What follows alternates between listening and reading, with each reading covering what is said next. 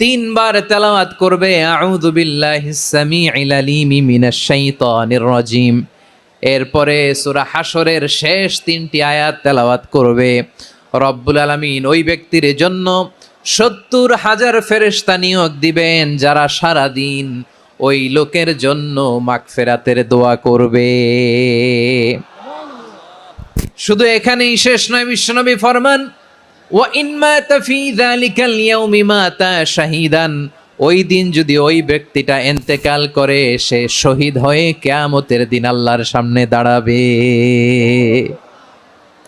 সকালবেলা যদি পড়েন 3 বার আউযু বিল্লাহিস সামিউল আলিম মিনাশ শাইতানির রাজিম 3 বার পড়ে সূরা হাশরের শেষ 3 আয়াত যদি তেলাওয়াত করেন, তাহলে আপনার জন্য আল্লাহ তাআলা 70,000 ফেরেশতা নিয়োগ করবে। সারা দিন তারা আপনার জন্য মাগফিরাতের দোয়া করবে। আর ওই দিন ইন্তেকাল করলে আল্লাহ তাআলা